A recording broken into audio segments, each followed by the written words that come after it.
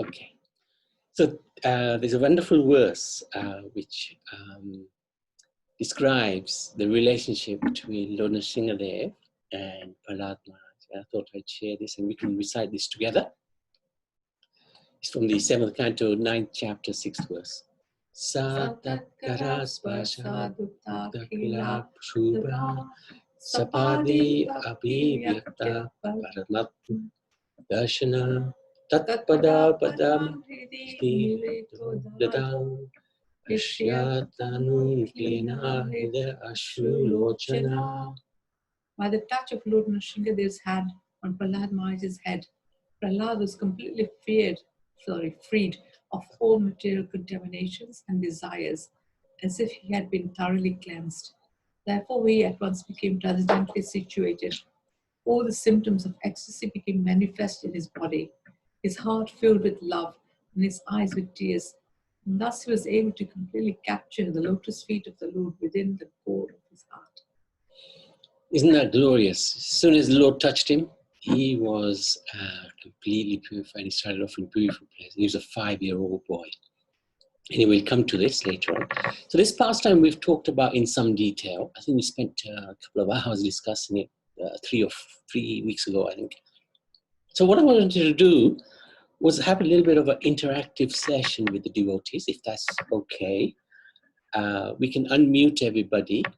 And let's go through this pastime. It's a really glorious pastime to remember. And we relish this pastime very much because Lord Narasingha reciprocates with the devotees more than any other Supreme Lord, any other form of the Lord. We've had so many pastime stories where devotees have exchanged with us that how Lord Narasingha would appear in a dream to them, and he would literally protect them, give them advice, or give them a good telling off. Especially, there's one deity in Mayapur, the Lord Narasingha deity, who's Ugra Narasingha, has his Kamara, the pillar, very fierce. So one time the pujari was serving there, and he must have made some mistake. And in the middle of the night, he had a dream. Lord Narasingha jumped on him and told him, "Don't make that mistake again." And he was relating this to the head pujari at Mayapur. And it was a fact. He actually had made that mistake. And if we look at the scriptures as well, in Chaitanya Charitamrita, Lord Narasingha appeared to Chandakazi, who was a Muslim ruler in Navadvip, and he stopped the chanting of the holy names, and he broke the madanga of the devotees, and he was relating to Lord Chaitanya, how this half man, half lion came to him in the middle of the night, jumped on his chest, and his chest still had the marks of the claws of Narasingha, and he said, "If you ever stop this Sankirtan movement again, I will rip you apart." So Lord Narasingha has, he really does have a lot of close relationships with his devotees. There was also one pastime of one lady some years ago, how she had lost her son. And she happened to come to Mayapur just to look for him. It was a long way away from where she was. She was in Calcutta. She came to Mayapur. She was praying in front of the Lord. "I don't know where my son is. Please, will you help me find him?" And within a moment, that boy appeared in front of her in the temple. It was unbelievable, incredible. So Narasingha is very, very kind-hearted to his devotees. Reciprocates very nicely. So having that as a preamble, let's sort of start the story. And I'd love devotees to jump in and any point to continue with this story. I know all of you, most of you will know this pastime very, very well because you would have read it many times, heard it many times. So I'd be very happy for you to to interject, or I'll ask you to at certain points, or any point actually. So what happened? Hiranyakashipu heard of the slaying of his brother Hiranyaksha by Varaha. And that's what we discussed, was it yesterday? Yesterday. And he was furious. He galvanized the demons that, right, we are now in war with Vishnu, who has killed my brother. The whole family was in lamentation. And at that time, actually, it's described that Hiranyakashipu was preaching to the family that this body is very temporary. You shouldn't lament because the soul lives forever. And this body is just temporary.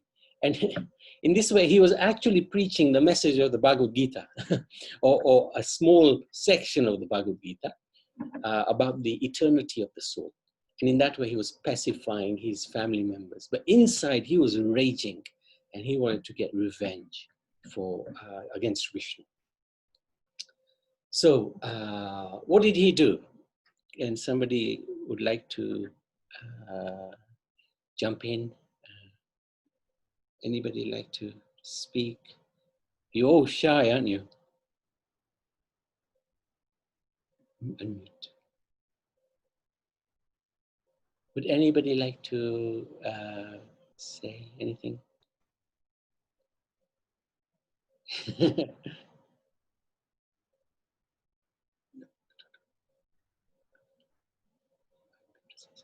So anyway, oh, it's just okay. Okay. So anyway,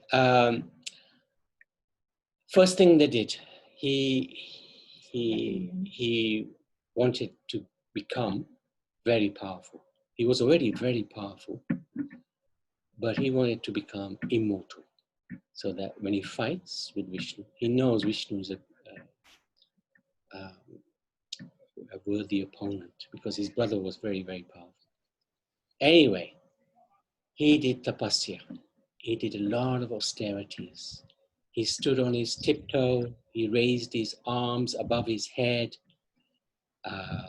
And he just stood in meditation like that for, it said, a very, very long time. He didn't eat anything. He didn't drink anything. He didn't sleep. Ants built an anthill around him, and they devoured his flesh. They ate him. It said that his atma, his soul, was just floating within the skeleton, just about.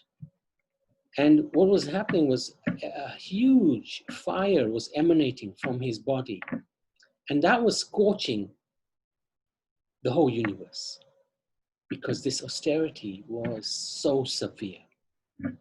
And this austerity is called to be in the mode of ignorance, because it is austerity which is done with an intention to harm others, because he wanted to become strong to terrorize. Anyway, so Lord Brahma, petitioned by the Devatas, came before him, and he asked him, what do you want? Oh, firstly, what he did from his Kalandu, was it Kalandu? Kamandalu. He sprinkled water on Narasingha, on Hiranyakashipu, and Hiranyakashipu immediately got his body back. He was rejuvenated. And he asked him, what do you want? Why are you doing such terrible austerities with such great determination? What do you want that so badly? So at that time, what did he ask for? Devotees? Do you remember what he asked for?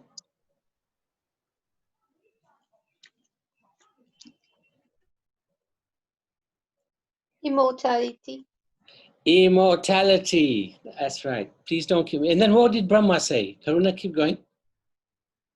And that this won't be possible because everyone who takes birth has to die. Very good. And he said also, I live for trillions of years, but I also have to die sometime. So I can't give you something I don't have. So then what did he ask for? He was disappointed, but he asked for a few things. What boons did he ask for?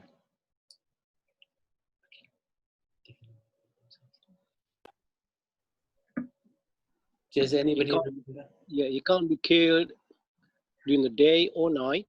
I'll give you the first one. Good.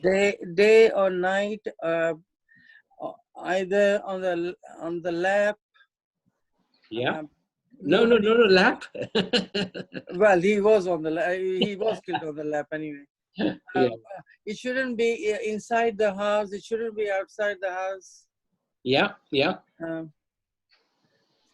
And it shouldn't be in the sea, water, Yeah. air, everything. He asked for everything. It's not from man. It's not from man or not from Yes. wild Animal, yeah. animals. Yeah. Very good. Anything else? He can't be Practically, he killed didn't with want any to die. weapons at all. Yes, by any known weapon. And he also asked a few more. The Narasingha Purana talks about different things. He said, can't be killed any month, which is quite interesting.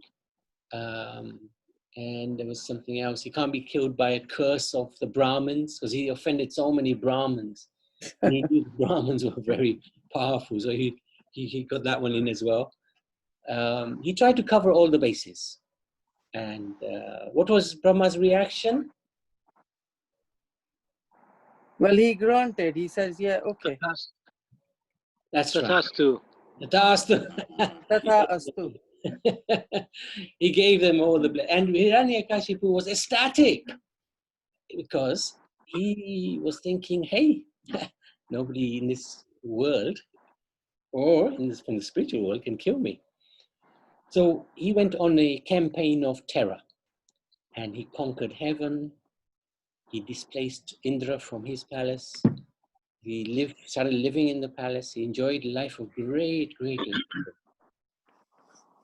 And he had a wife. Does anybody remember her name, actually? You remember? I've forgotten as well. Was it Kayatu? Might have been. So, and he had a son. Anybody remember his name? Prahlad Maharaj. Yeah. Prahlad Maharaj. He actually had 4 children, and Prahlad was one of them. He was, of course, the best. He was a 5-year-old boy, young chap, young lad. And Hiranyakashipu, he would make everybody worship him as if he was God. And actually, he was so powerful. He turned around the law of karma. If somebody did bad, they would get good reactions. And if somebody did good, they would get bad reactions. He's that powerful. And he made the Brahmins worship him. He made the demigods worship him. Everybody was made to worship him. And he would tell his son as well that I am God, you must worship me. But the boy would always, actually, he was already a devotee of Lord Vishnu. And how did he become a devotee of Vishnu? Does anybody remember?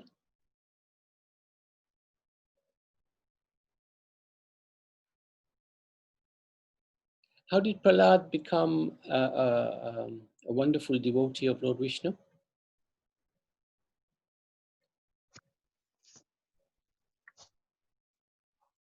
Yeah, He's one already I think when he was in the womb of his mother, Renata, well done. was it Lord Krishna? He spoke. Narad Muni. He stayed with Narad Muni ashram. That's right. Oh, yeah, good. Narad Muni, that's right. Actually, Pranata, thank you for that. He was in the womb. And what happened was, Hiranyakashipu was doing great tapasya. And at that time, the demigods had come to the palace of Hiranyakashipu, and they kidnapped the wife. And Narad Muni challenged them, "What are you doing?" And they said, "There's a boy in the womb of the wife of Hiranyakashipu. Her name was Iskayadu. And we are going to kill this boy because he's going to be a demon like his father."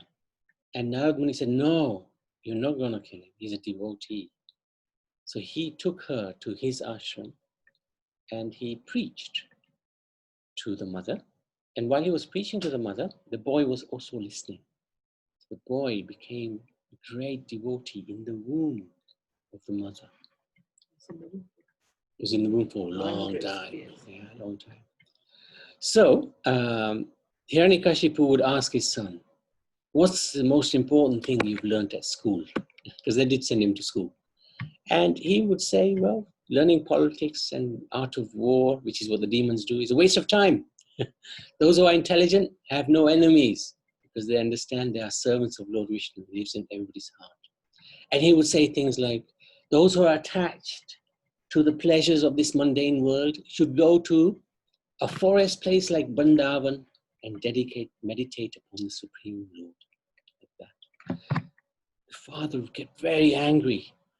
"What do you mean, the Supreme? I am the Supreme Lord." And Prahlad would constantly oppose his father, even though he was a small boy. He was simple-hearted and he would say it as it is, that you are not God, Vishnu is God. So the father became so frustrated, he threw him off his lap in the palace and he ordered his guards, "Kill this boy." And they tried, right? They tried in many different ways to kill this boy, this wonderful boy. And every time they would do something, anytime they would do something, he would always be protected. Because his mood was, he would just always be meditating on Vishnu. He wouldn't even realize that something was being done wrong to him. So they tried to spear him with spears and swords and tridents, but they just could not pierce his body. Couldn't harm him at all. They threw him off a cliff, but at the bottom, Lord Vishnu was waiting to catch him. They threw him before a charging elephant, which came to a halt just before it came to the boy. Put him in a pit of snakes. Snakes refused to bite. I heard that also the snakes turned into ropes. But all of this time, he would not even be scared. He would just be thinking, "Oh, they're just playing with me. My father's just playing with me. He's put toy snakes in the pit." And he wouldn't even ask for protection from the Lord because he was simply engrossed in meditating on the Lord. So that is an extraordinarily advanced devotee. There are many levels of devotees, highly elevated devotees, even like Draupadi's, very close to the Supreme Lord. And when she was being disrobed, she was begging for protection. But if you look at the character and activities of Prahlad Maharaj, even though he was being harassed to the ultimate limits, he would never pray for protection. He was simply focused on the Supreme Lord, on the greatness of the Lord. And the Lord reciprocated by just completely protecting him, sheltering him completely. They tried to poison him, starve him, freeze him, burn him, boil him in oil, but nothing worked. The servants defeated, dragged Prahlad again before the ferocious father. And the father, Hiranyakashipu, would ask him, "Where do you get your strength from? Where is your power coming from?" And does anybody remember the answer to that question?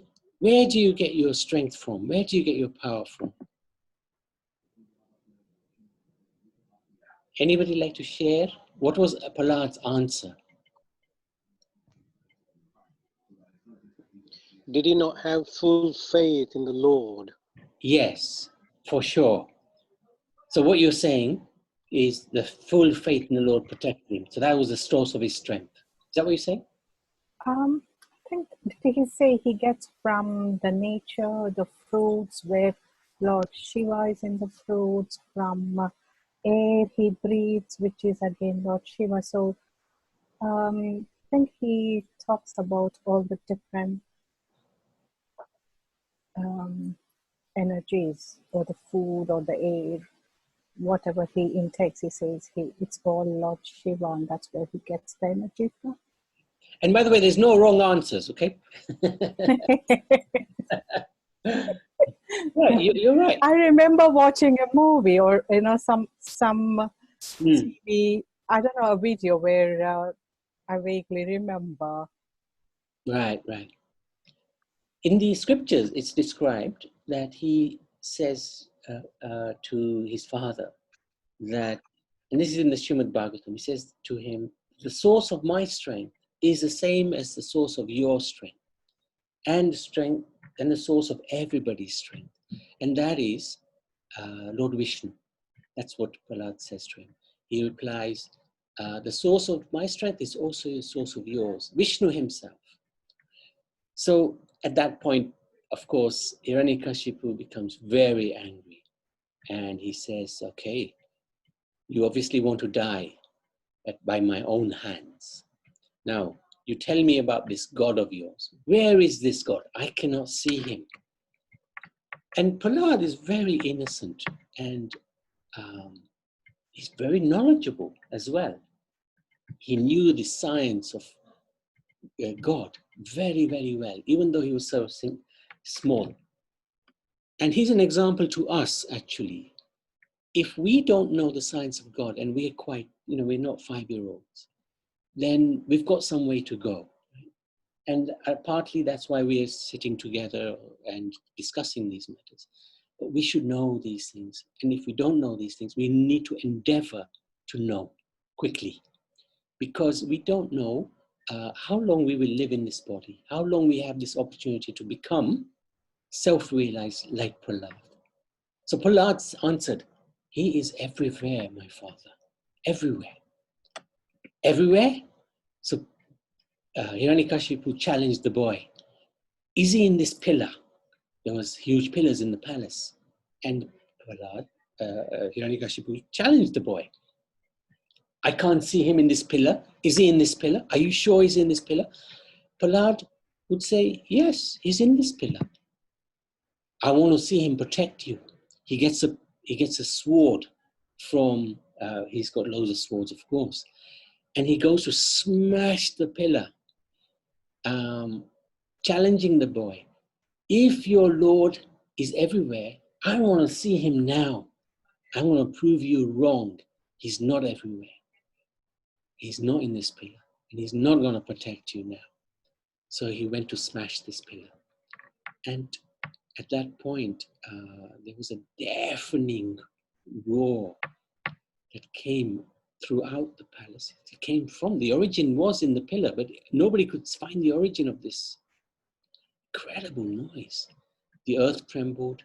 Hiranyakashipu watched with wide eyes as an enormous creature emerged from the remains of the pillar. Though walking on 2 legs, he had the head of a lion. His eyes blazed like fire, his golden mane shook like a million snakes, and his long tongue flicked about like a dwelling sword. There he is, look at that. Isn't he glorious? Narasingha Bhagwan Ki Jai. So this is the glorious appearance. You can see Lord Narasingha here, sees this little wasp like Hiranyakashipu, and Narasingha has burst out of the pillar. He has made the words of his pure devotee come true. God is everywhere, including in that pillar. So the challenge was accepted by the Lord. So he came out, and then we were discussing some time ago, this is the place where he actually appeared in South India, Andhra Pradesh, Himachalam, very beautiful temple. We haven't had the great fortune to go there yet. Hopefully we will sometime. Ahobilam temple in Kurnool in Andhra Pradesh. And this is the actually Ugrastamba, the pillar from which he appeared. So it's still there, which is quite interesting. Hiranyakashipu was thinking, who is this strange creature? Is this Lord Vishnu, my arch enemy? His form had never been seen before. He was petrified, but at the same time, he was a brave personality. So he got his sword, he started fighting with Lord Narasingha, and they fought. And the Lord, as we were discussing yesterday, how the Lord likes to have a fight. He can only fight in the material world. In the spiritual world, everybody's his devotee. Who's he going to fight with? So here, he fought, and the opponent was worthy. There's a great devotee called Jay, who took the form of Hiranyakashipu, and the Lord enjoyed the battle. It was a fantastic battle. In the end, the Lord easily overpowered the demon, and he took him. Let's work out how the Lord killed the demon. So devotees, all the boons that Brahma had given, the Lord also honored all of those boons. So I'm going to unmute everybody. Please let me know how did the Lord honor the boons that were given by Lord Brahma? Would anybody like to share one or two or three or all of them?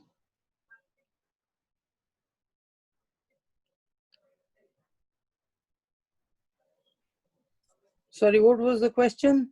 How did the Lord honor the boons given by Brahma to Hiranyakashipu so that the boons were not false?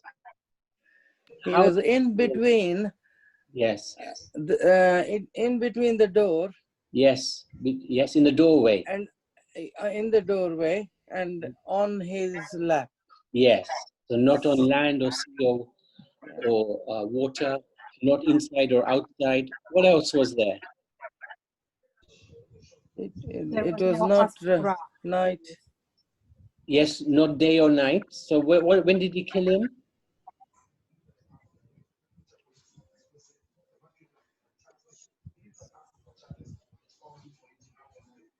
Do you remember when he was killed? Anybody like to share? Just put at dusk. Yes, at dusk time, after the sun is set, but before it gets dark. Anything else? Hey, Prabhuji, I actually have a question. Okay. Okay, first we can go through those things and I'll ask my question. Okay. You can mention one, Pretty. Kills him with the claws, no hands, no weapon. No weapons. Very good. Anything else? Was there anything else? He created a special month called Adhik Mas, Purushottam Mas. So that was interesting. Is that the 13th month, isn't it? Yeah. So every nearly 3 years, we have an extra month so that the solar and the lunar calendars match. Yeah. Okay. Was there anything else? Yeah, I think. Don't know. He was neither man nor animal. He was like both. I don't know if that was one of the. Yes, that was one. Yes. No democratic animal or human could kill him. So that's good. So yes, Priti, what was your question? Yeah, so this one where he can't be killed in or out the house. Is it like the door frame area or the veranda? Yes, that's a good question. Probably, we always say it's in between in the doorway, but I think veranda is probably where he was killed. I think you're right. I think you're right. It's probably the veranda. That's a good point. Yeah. Okay. Good. You know, like in times of earthquake, people have said, stay in the door frame area to take its place. What was that? During the earthquake, people say stay in the door frame areas or under the tables. It's the safest place. Oh, is it? Oh, well, I don't know. I've heard people say that that's like the strongest places in the. Oh, Interesting. So we know when there's an earthquake, where to stand. Eh? Yeah. Okay. So that's right. I think we've covered all of those. And yeah, good. So in this way, Lord Vishnu appeared as Nrsimhadev, half man, half man, protected his dear devotee, and he ensured that Brahma's promises were not broken. So it shows how, no matter how clever we are, the Lord is much more clever than we are. We can try to fool the Lord, and we all probably have some sort of Hiranyakashipu attitude towards our, towards I suppose our attempt to do some bhakti. We try to fool the Lord, fool ourselves, but actually we can't. And it's very important to understand that if we are straightforward and innocent like Prahlad Maharaj, we will always gain the mercy of the Supreme Lord. We are fallible beings. We have taken birth in the material world. We got a human body. We're never going to be perfect. But if we make an effort, sincere effort, the Lord will always give us credit for that, protect us. So he was very, very angry. Even after killing the demon Hiranyakashipu, he fought the other demons, defeated them all. And like we were discussing last time, nobody was keen to go anywhere near the Lord because he was in such an angry mood. So even Lord Brahma wouldn't approach him. Lord Shiva wouldn't approach him. Even Lakshmi Devi, his own wife, couldn't recognize him. So Lord Brahma asked Prahlad, you go and pacify him. And as soon as Prahlad went near Lord Nrsimhadev, Lord Nrsimhadev immediately became pacified. Ah, my dear devotee. Up to this point, he was angry because none of the devatas lifted a finger to help Prahlad. Prahlad was harassed to most incredible limits, but nobody tried to protect him. They were all scared for their own lives. So that's partially why Hiranyakashipu was upset with everyone. How can my own devotee not be helped by any of you? So then Prahlad was asked by Hiranyakashipu, what would you like? I want to give you something. I'd like to give you something. And Prahlad would say, please don't tempt me. I'm not a businessman, that I served you, I've remembered you just to have something in return selfishly. I just want to be your servant. And when the Lord hears some prayers like that, he becomes indebted because he doesn't know how to repay the devotee. Eventually, Prahlad said, yes, if you want to let me have something, then please excuse my father for all his sinful activity. Please protect him. And then Nrsimhadev replied that actually your father is already protected. We should understand that God can never do harm. Even when he kills, he actually protects. Because the body might be destroyed, but the body is destroyed anyway. Because the body is simply earth, water, fire, air, ether. It's never alive. It's always dead. But by the activities of the Lord, when he touches the body of Hiranyakashipu, he purifies him. And he makes him eligible actually to return back to the spiritual world. So Hiranyakashipu said, actually, I have protected not just your father, but 21 generations of your family are already liberated. So the soul, the eternal living force, is what is protected by the Lord. And this is something that Prabhupada introduced when he was facing some difficulties with his health. When he came to the United States in 1967, he asked the devotees, pray to Lord Nrsimhadev so that I can continue with my mission. It's only just begun, and so much work has to be done. So he introduced the Nrsimha Aarti that we sing every day, and often when devotees are in difficult times, they do approach Lord Nrsimhadev for protection. And this is authorized. Rather than Radha and Krishna, who are always eternally engaged in their pastimes, we should approach Nrsimhadev to help us become closer to Radha and Krishna. That's our biggest difficulty in this world. That's our biggest danger, that we are not close to Radha and Krishna.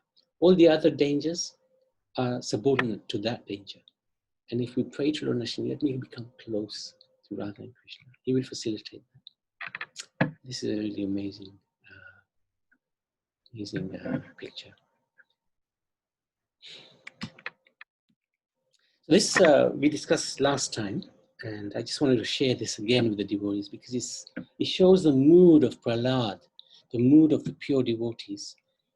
He said to Lord Nrsimha that let everybody come back to you because there's so many of them. They can serve you so nicely. There's only one of me. Let me take all their sins and stay in this world, suffer for their sins. And when he said that, the Lord was in tears because he could see the magnanimity of his great devotee. And he said, no, I'm not going to grant you that. Ask for something else. So then Prahlad said, whoever hears or reads this pastime should not have to take another birth. And Lord Nrsimha agreed to this. So this is very, very nice, very important. If we keep on hearing these pastimes, we will become purified. And this will be our last birth. Or if not this last birth, at least we're getting closer and closer to the Supreme Personality of Godhead. And the Supreme Lord is very kind. He came with 16 hands. He can give us with 16 hands. How much can we accept with our 2 little hands? So, Narasingha Bhagwan Ki Jai. So, if there's any questions or any comments, any realizations, any experiences that you've had which you'd like to share about Lord Narasingha, please do feel free to do so. Hare Krishna, Prabhu. Hare Krishna. I don't know if you mentioned it regarding the how Narasingha, he wasn't treated as a guest, so he kind of did all that kind of seva by himself. Did you mention that? No. Do you remember? I can't remember. Do you remember it? Yeah, I found it really funny when I first heard it, so I thought like to share that. Do you remember it? Do you want to share it? You go ahead, Prabhu. Go on. Why are you so shy? I'm not really good storyteller like yourself. So. You're good. So yeah, normally when we have a guest, we offer some drink, right? Or some water to them.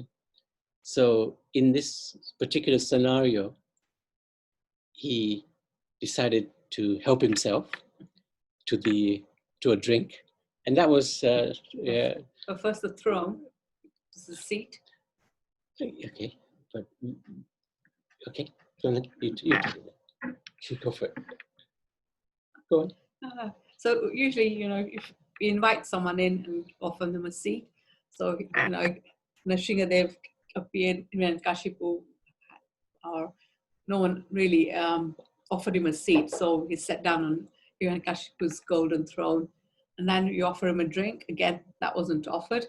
So Narasingha helped himself and had the blood of Hiranyakashipu, and then you offer a garland, and again nothing was offered. So the garland that Narasingha had on him was in the intestines of Hiranyakashipu. Very, very suitable and appropriate for this particular guest. Yeah, this particular guest. Yeah, thank you for reminding, Priti. That's a really nice pastime. Anybody else? Yes. When we get told that maybe in another dimension, in another universe, he comes in the Adhik Mas, do we know when he comes in the Adhik Mas? So I think this one he came during the Adhik Mas. Yeah, that is why that's one of the boons that he can't appear in any of the months. So it would be the Chaturdasi in the Adhik Mas. Okay then. Okay. Because Adhik Mas, remember, it's not a fixed month where it. So what were you asking? Do we know? Yeah, which day within the Adik Mas? Is it again Chatur? Yes, Yeah, yes, it will yes. be Chaturdasi. Yes, yes, always. Yeah. Yeah. It's quite a powerful day then within the Adik Mas itself. Right. Yeah. Yes, that's true. That's a good point, actually. Yeah, that's a good point. Mm. Yeah, I didn't think about that. Yeah. Okay. Interesting. Interesting. Yeah. Well spotted. Anybody else? Anything else? Okay. Thank you very much for listening. And we can do the Narasingha. Right. So we'd like to pray for everybody's good health, so that we can become closer to Radha and Krishna. And Karunabanda, you are there? Hare Krishna. Hare Krishna. Very good. Thank you. Shri Lakshmi Nrsimha ki jai, Prahlad Maharaj ki jai, Prabhupada ki jai, Guru Maharaj ki jai. Jai. Narsimha kavacham vakshe, Prahladena ditam pura, Sarva rakshakaram punyam, Sarvopadrava nashanam, Sarva sampatkaram chaiva, Swarga moksha pradayakam, Yadva Narasimham devesham, Hema simhasanastitam, Vivritasya trinayanam, Sharadindu shamapramham, Lakshmaliङ्गितवामाङ्गं विभूतिभिरुपाश्रितं चतुर्भुजं कोमलाङ्गं स्वर्णकुण्डलशोभितं श्रिया सुशोभितो रत्नं रत्नकेयूरमुद्रितं तप्तकाञ्चनशङ्काशं पीतनिर्मलवाससं इन्द्रादिसुरमौलिष्ठः सुरन्माणिक्यदीप्तिभिः विराजितपदद्वन्द्वं शङ्खचक्रादिहेतिभिः गुरुत्मता च विनयात् स्तूयमानं मुदान्वितं स्वरितकमलसंवासं कृत्वा तु कवचं पते नरसिंहो मे शिरः पातु लोकरक्षात् सम्भव सर्वगोपीस्तम्भवास फलं मे रक्षतु ध्वनिं नरसिंहो मे दृशौ पातु सोमसूर्याग्निलोचनः स्मृतं मे पातु नरहरि मुनिवार्यस्तुतिप्रिया नासं मे सिंहनासस्तु मुखं लक्ष्मीमुखप्रिया सर्वविद्यादिपा पातु नरसिंहोरसनां मम वक्त्रं पाद्विन्दो वदनं सदा प्रह्लादवन्दित नरसिंह पातु मे कन्ठं स्कन्दो भूभरणान्तकृत् दिव्यास्त्रशोभितो भुजो नरसिंह पातु मे भुजौ करौ मे देवा वरदो नरसिंह पातु सर्वदा हृदयं योगी साधाश्च निवासं पातु मे हरि मध्यं पातु हिरण्याक्ष वक्षकुक्षिविदारणा नाभिं मे पातु नरहरि सुनाभिब्रह्म संस्तुता ब्रह्मादको